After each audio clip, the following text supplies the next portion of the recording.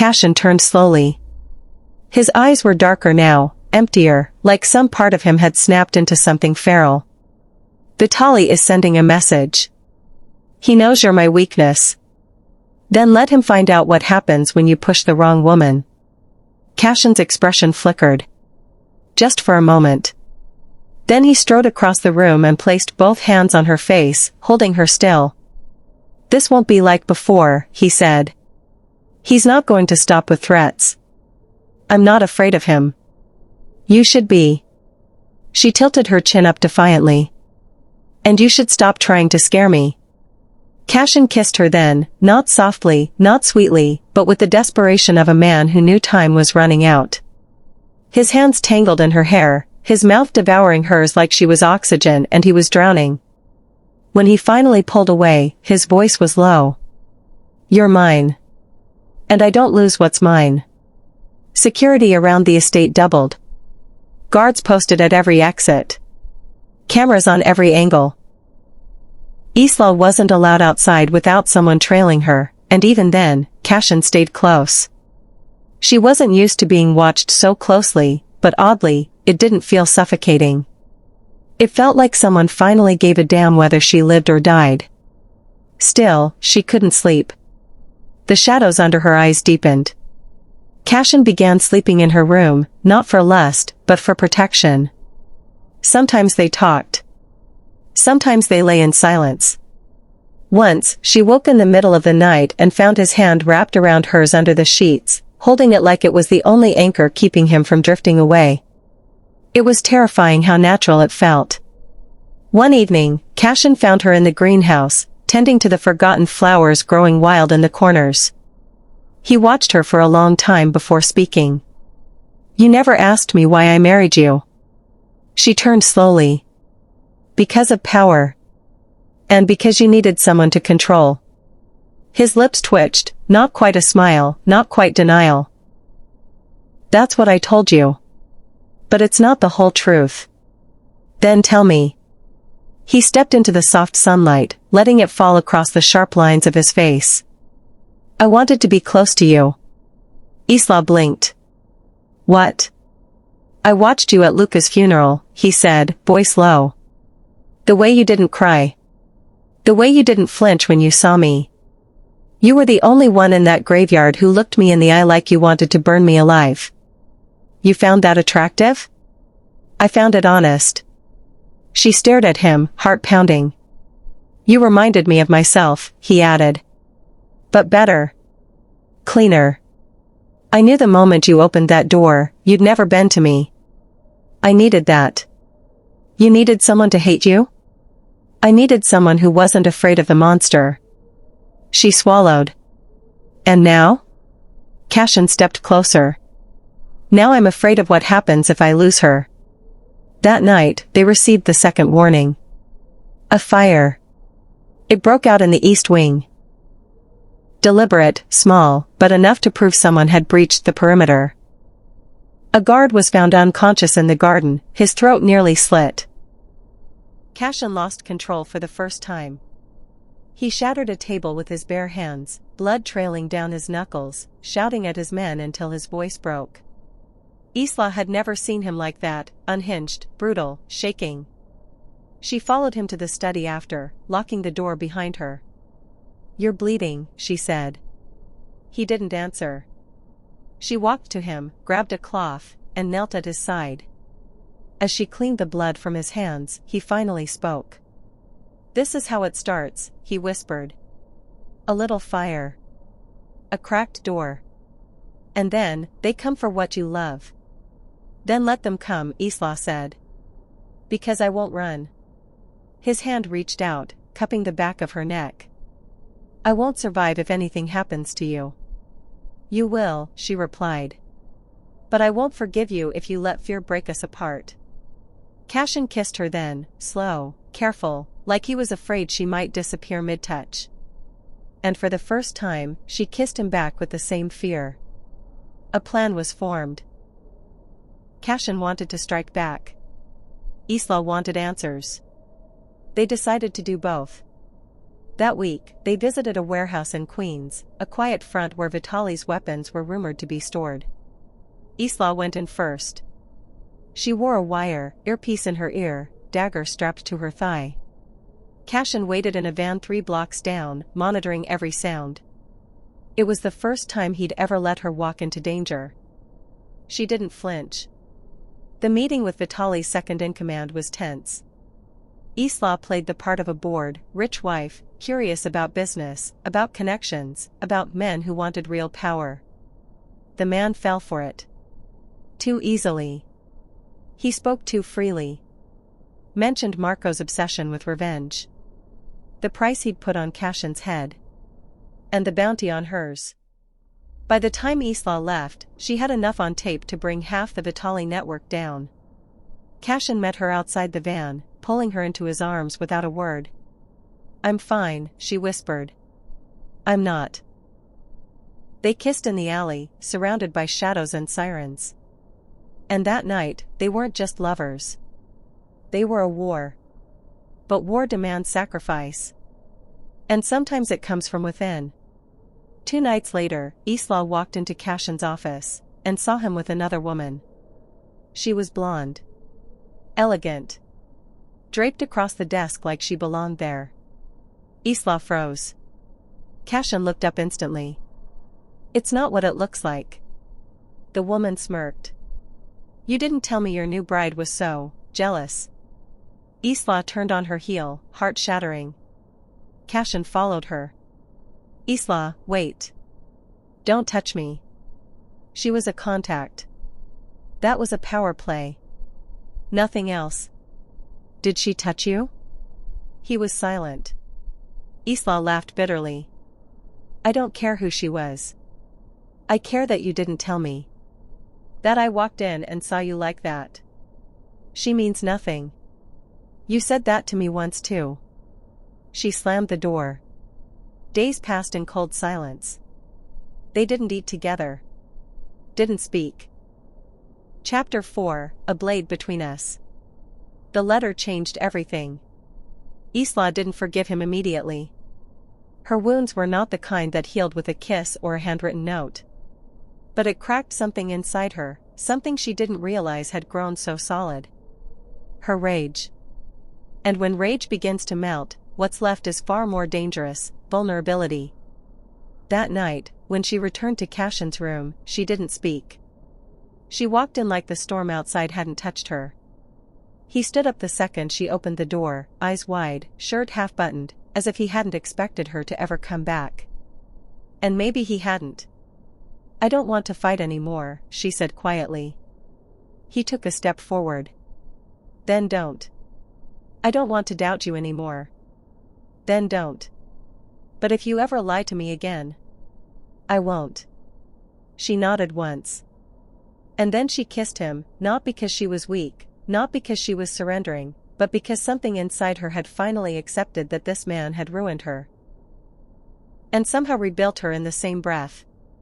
They made love like it was an apology. A truce. A promise.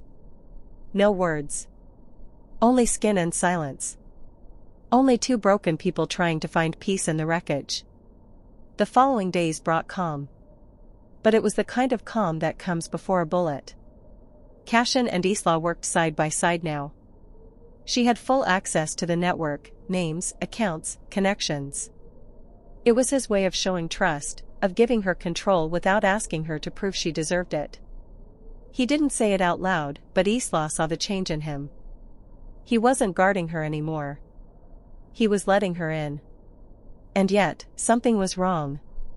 He was quieter. More distant during meetings. Restless at night. He paced the halls when he thought she was asleep. He stopped answering certain questions. She noticed him hiding phone calls, erasing messages, locking drawers that used to remain open. It was like something was eating at him, and he didn't want her to see it. She tried not to push. But Isla had learned one thing in this world: secrets only ever lead to blood. One night, as the wind howled outside the mansion and Cashin sat in the library staring into a glass of whiskey, she spoke. "You're hiding something." He didn't even look up. I'm protecting you. From what? From a truth you're not ready to know. She moved closer. Don't say that. Don't treat me like I'm made of glass. Cashin's jaw tightened. He took a sip, then set the glass down slowly. There's a mole, he said. In your house? He nodded. Someone working for Vitali? Or worse. Someone who doesn't answer to him. Someone who's been leaking information. Names. Locations. Codes. Why didn't you tell me? Because you've already lost too much. Her voice was sharp. I'm not afraid of losing more. I'm afraid of not knowing what's coming. He finally looked at her, eyes heavy with something like guilt. Then know this, he said. If it comes down to me or you, I'll make sure you walk away. Even if it kills me. Isla's heart cracked. Not from pain. From fear. Because she believed him. And she didn't want to walk away anymore. The mole made their move 3 days later. It happened during a charity event. The D'Angelo name had to keep up appearances, and Isla, wearing a blood-red silk gown, was expected to smile while knowing death hovered somewhere in the crowd. Cashin was tense from the moment they arrived. His hand never left her waist. His eyes scanned every room, every guest, every server. But the danger didn't come from the outside. It came from within. In the middle of a toast, Cashin leaned toward Isla and whispered, "We're leaving." She didn't argue. She saw it too many unfamiliar faces, a slight shift in the air, the kind of tension that creeps into your bones. But they didn't make it to the car. A shot rang out. Screams erupted. Isla didn't see the shooter, only felt the shove as Cashin pushed her to the ground and covered her with his body. Another shot. Glass shattered. Men yelling. By the time the guards secured the scene, one of Cashin's own men was dead. And the shooter was gone. But they found something else. A key. To the wine cellar beneath the D'Angelo estate. A place only a few people had access to. And Isla's name was on the list. She was interrogated that night. Not formally. Not cruelly. But with silence. With distance. Cashin stood in his office, arms crossed, as 2 of his lieutenants questioned her about the key, about the cellar, about the files that had been copied. I didn't take anything, she said through clenched teeth. Then who did? One of the men asked. She turned to Cashin. Do you believe me? He didn't answer. And that hurt more than the bullets ever could. I trusted you, she whispered. You've been through every file, he said slowly. You've had access to the network. You were close to Luca. Maybe too close to whatever deal he made. She backed away, heart pounding. You think I betrayed you? I think someone did. Then look in the mirror. She walked out before she said something she couldn't take back. That night, she didn't sleep in his bed. She wandered the halls, haunted by her own reflection. How quickly things changed, how easily love turned into suspicion. It didn't matter that she had risked her life for him. That she'd given up her revenge, her name, her future.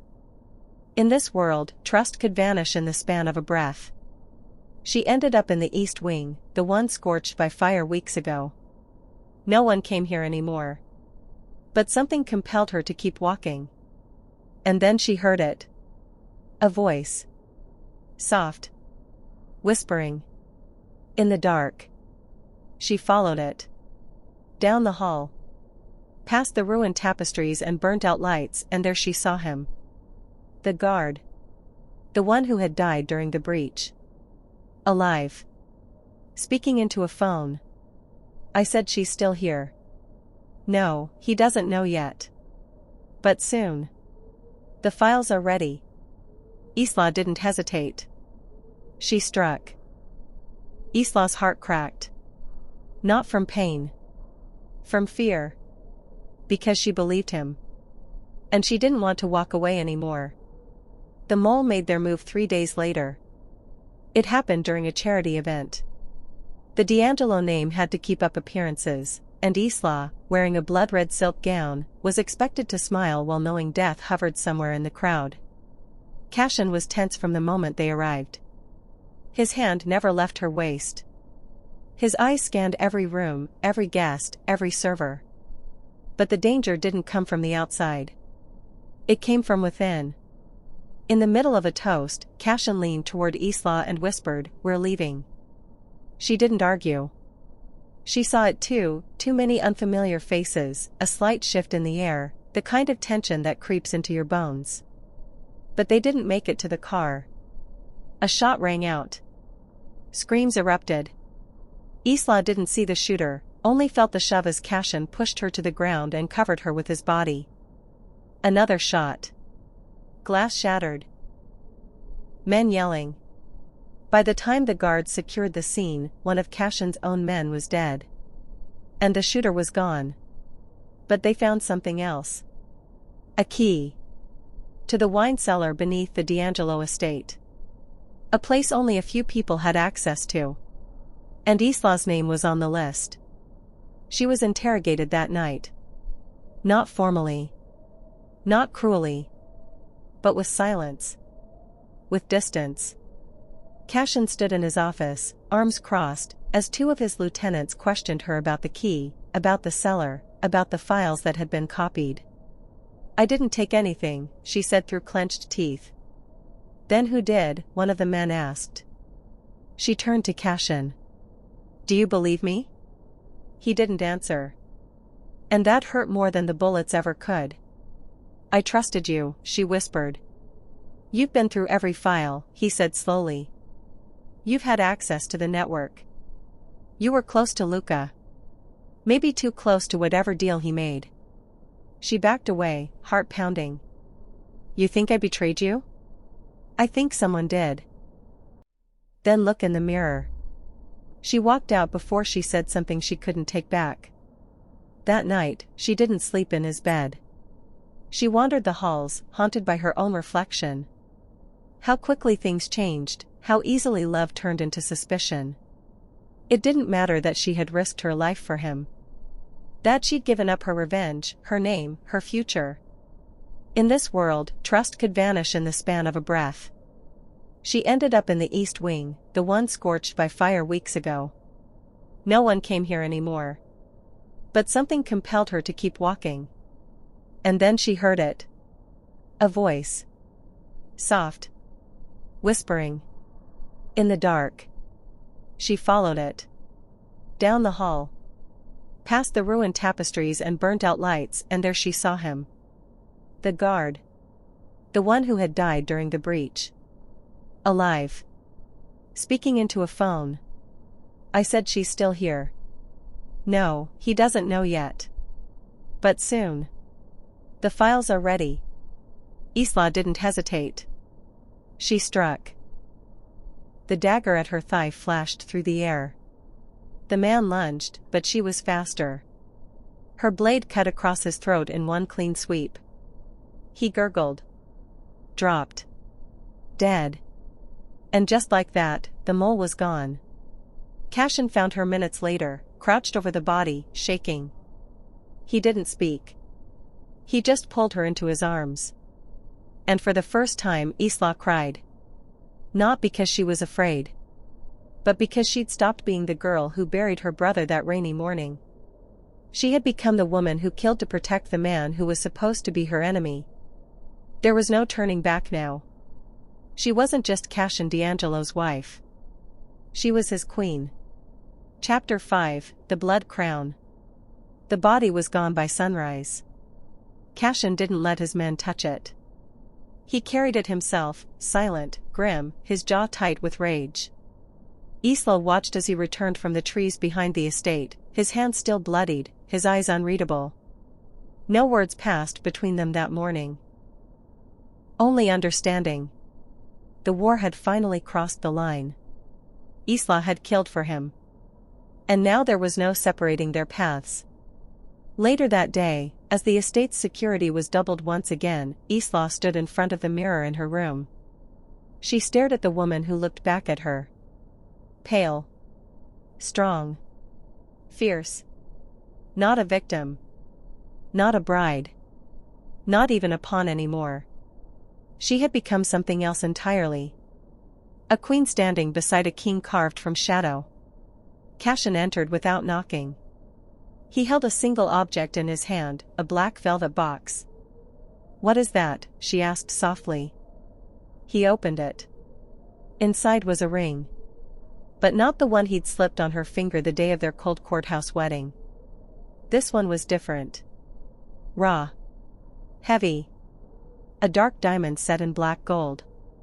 "It was my mother's," he said. "The real D'Angelo heirloom. I kept it from you because, back then, this marriage wasn't real."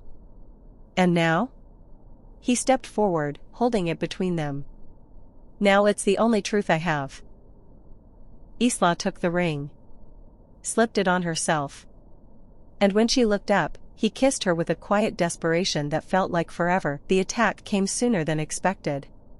2 nights later, the gates exploded. Cashin had been preparing, but not for this scale. Trucks. Dozens of armed men. Smoke bombs. Chaos. Vitali's final move had begun. Isla was yanked from sleep by alarms and gunfire. She grabbed the dagger beneath her pillow and ran barefoot into the hall. Cashin was already fighting. 2 men lay dead at his feet. Blood stained his white shirt, his face cut, but his eyes burned with fury. He grabbed Isla's arm. "The vault. Now." "No," she snapped. "I'm not hiding. This isn't about pride. It's about us. I'm not leaving you." He growled, furious. But he knew she would never run. And part of him was glad. They fought side by side. Room to room. Step by step. Bullets, screams, broken glass. Isla took a man down with a shot to the neck. Cashin finished 2 more with a knife. Blood painted the walls. The marble floors ran red. It was war. But they were winning. Until the fire started. The West Wing erupted in flames. Smoke filled the air. Cashin pulled Isla through the halls, coughing, shouting commands to his men. The enemy was retreating, but not before setting the house to burn. It was a message. A final scar. By dawn, the fire was under control. And Cashin stood in the ashes of his family's legacy, arm wrapped around Isla's waist, both of them watching the mansion they once ruled now broken and blackened.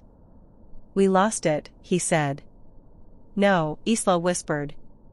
"We're still standing." He looked at her. And smiled for the first time in weeks. "We rebuild," he said. Stronger. Vitali didn't live past the week. Cashin hunted him down personally. No guns. No army. Just himself, Isla, and a small team. They found Marco in a seaside villa in New Jersey, coward, traitor, murderer. Cashin didn't let Isla watch the kill. But she heard it. And when he returned, his hand stained red, she didn't flinch. "Is it done?" she asked. He nodded once. "No more running?